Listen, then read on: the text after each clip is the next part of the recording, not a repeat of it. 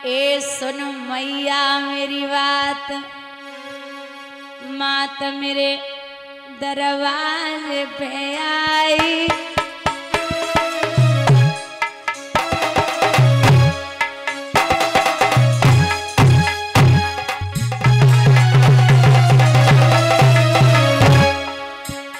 हम तेरे ललाने आते रही क्यों मैया चिल्लाई।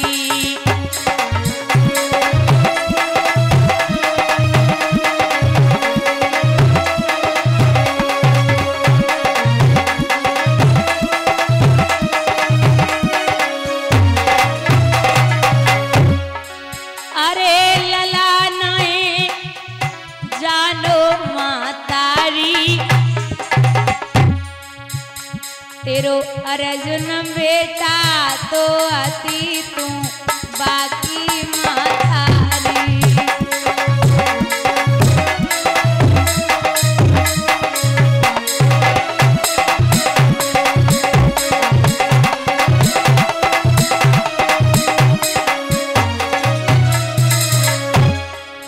और का बोले करण मैया, भेज दिए अपने पार्थ को, मुझे करे सामने आए अखाड़ो महाभारत को।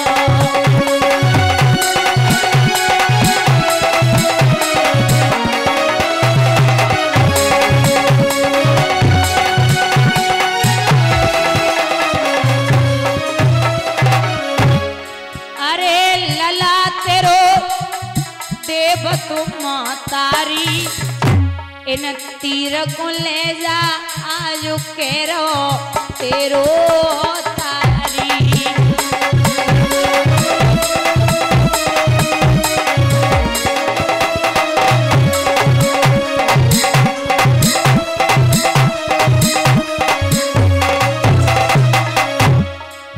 और एक बात कही कर्ण ने, संग नए पुरपति को छोड़ूं मां, बरे किलकारी कहूं अर्जुन को रणखेत न मारूं।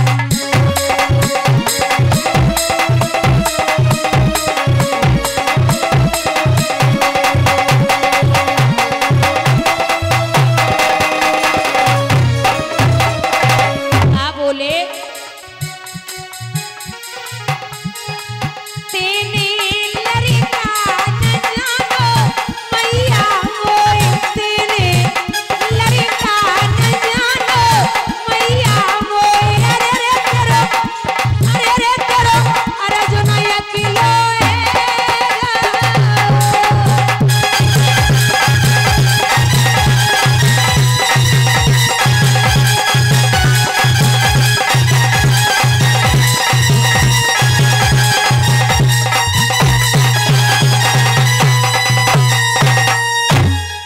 जवाब दिया, मां ले जा पान।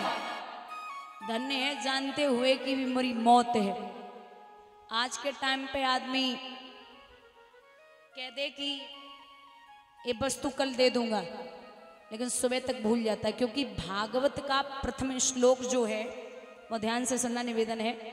भागवत का प्रथम श्लोक सक्षिदानंद रूपाय, सक्षिदा नंद रूपाय विश्वोत्पत्त्यादि हेतवे और तापत्राय विनाशाय श्री कृष्णाय वयम नमः। सक्षिदानंद, सत चित आनंद। सत्य कौन है? ईश्वर। सत्य वो है जो कभी बदल नहीं सकता।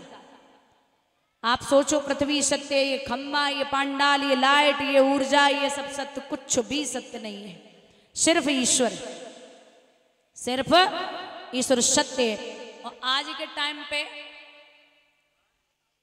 तुम कहो आदमी से फोन करो 20 किलोमीटर दूर हो, कहो भैया कहाँ हो, कितनी देर में आओगे?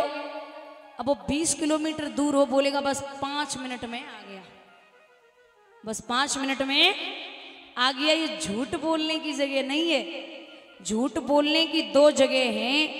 एक तो आप अपनी बिटिया के लिए लड़का देखने जा रहे हो, तो लड़के के दरवाजे पे बैठ के बिटिया की तारीफ में दो चार शब्द झूठ बोल दो तो वो झूठ नहीं माना जाता।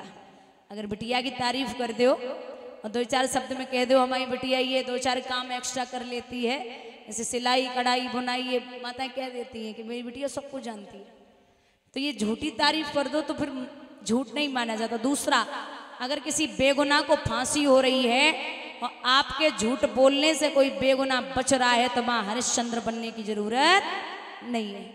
सत्य चित्त, चित्त का मतलब होता है प्रकाश, और प्रकाश है परमात्मा। और एक चित्त का मतलब होता है भैया, पहले चित्त को संयम रखिए, पहले चित्त को संयम रखिए, क्योंकि पहले चित्त बिगड़ा फिर मन बिगड़ा, और मन बिगड़ा तो चरित्र बिगड़ा, और चरित्र बिगड़ा तो दुनिया बिगड़ गई, फिर आपको सुधारने वाला कोई पैदा नहीं हुआ। आनंद, सक्षिदा नंद, आनंद है परमात्मा का नाम। नंद घर, तेज बोलो, नंद घर आनंद भयो। अगर लिखते तो ये भी लिख सकते थे कि नंद घर छोरा भयो, नंद घर लाला भयो, नंद घर बेटा भयो, ये लिखा है नंद घर आनंद भयो। सक्षिदानंद रूपाय, रूप का वर्णन जितना करो कम है। विश्वोत्पत्ति आदि हेतवे, विश्व की उत्पत्ति करने वाले, तापत्राय विनाशाय, तीनों तापों को नष्ट करते, दैहिक दैविक और भौतिक, श्री कृष्णाय वयम नमः। ऐसे परमात्मा को मैं बार बार प्रणाम करती हूँ। अच्छा माताओं, एक बात बताओ, घर में लड्डू गोपाल हैं किसी के यहाँ? हैं? किस किस के घर में? हाथ उठाना। 1 2 3 4 5 6 7 8 लड्डू गोपाल है ना? ठीक है, लड्डू गोपाल की सेवा करती हो? कितनी सेवा होती है? मान लो शाम से लिटाना, भोग लगा के फिर सुबह उठाना, उठा के मुख धुलना, मुख धुलने के बाद खुद स्नान करना, उनको स्नान कराना, भोग लगाना, दोपहर में फिर भोग लगाना, शाम को फिर भोग लगाना। शाम को लड्डू गोपाल के लिए बिस्तर भी लगाती होंगी, लगाती हैं? हाथ उठाओ। लगाती हैं? पीछे बिस्तर लगते हैं? ठीक है, लड्डू गोपाल के लिए बिस्तर लगाती हूँ। अब हाथ उठाओ अपने अपने सास ससुर के लिए, कौन कौन बिस्तर लगाती हो?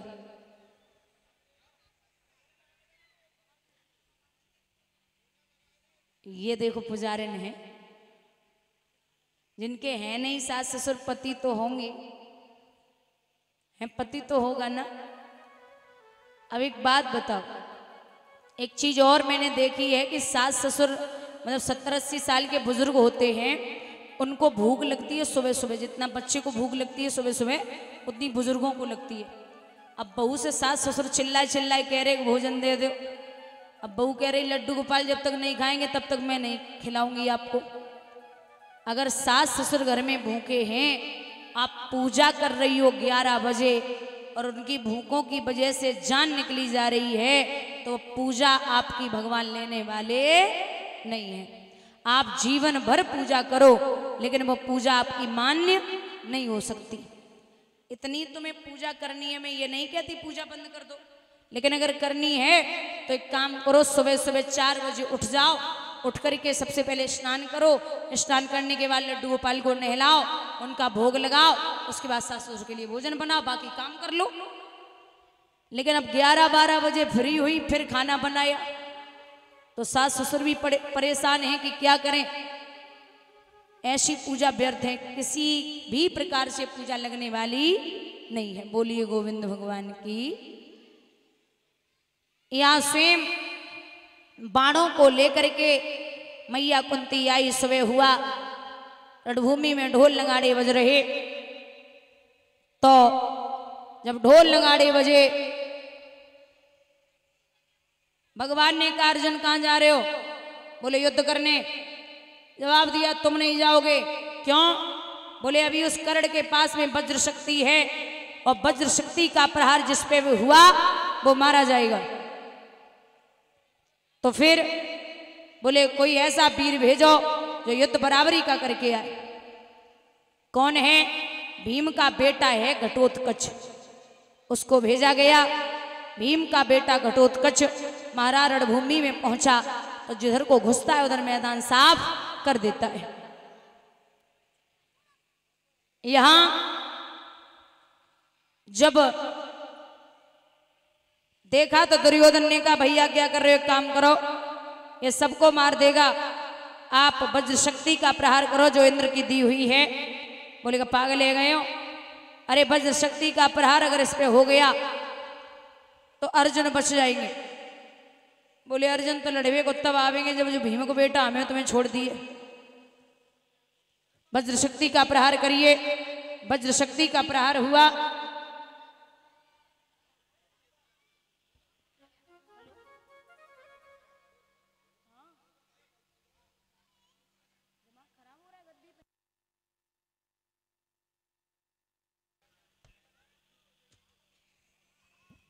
हेलो भैया, यहां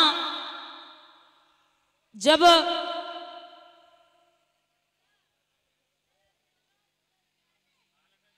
मारा गया है भीम का बेटा घटोत्कच, इधर भीम को क्रोध आया, दुशासन को उठाया, जमीन पे पटका, दुशासन को मार दिया। अब जैसे ही दुशासन मरे तो दुर्योधन रण छोड़ के भागे। कर्ण अकेला है। आप याद रखना, मित्रता अगर निभाई जाए तो कर्ण की तरीके से निभाई जाए, जिसको पता है सामने तीनों लोगों का नाथ है, मैं कभी भी युद्ध में नहीं जीत सकता और तब भी अपने मित्र का साथ न छोड़े, उसे हम मित्र कहते हैं। कर्ण को क्या यह ज्ञात नहीं था कि मैं मर जाऊंगा, क्योंकि जहां सामने साक्षात प्रभु हो उनसे कौन जीत सकता है, लेकिन मित्र का साथ नहीं छोड़ा, ये असली मित्रता होती है। अब कर्ण और अर्जुन का रथ आमने सामने है। एक बात और बता दूं बुजुर्गों, जब कर्ण बाण चलाते थे तो अर्जुन का रथ 3.5 कदम हट जाता था पीछे, और जब अर्जुन बाण चलाते थे तो कर्ण का रथ 7 कदम पीछे हट जाता था। भगवान से मुस्कुराए के अर्जुन बोले देख रहे हो कन्हैया, हमारे बाण से इसका 7 कदम हट रहा, इसके से हमारा 3.5 कदम हट रहा है।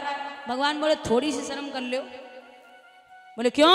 बोले मैं पूरी दुनिया का बोझ लेकर रथ पे बैठा हूं, पूरी दुनिया का बोझ लेकर रथ पे बैठा हूं, और तब ये वीर रथ को पीछे हटा रहा है।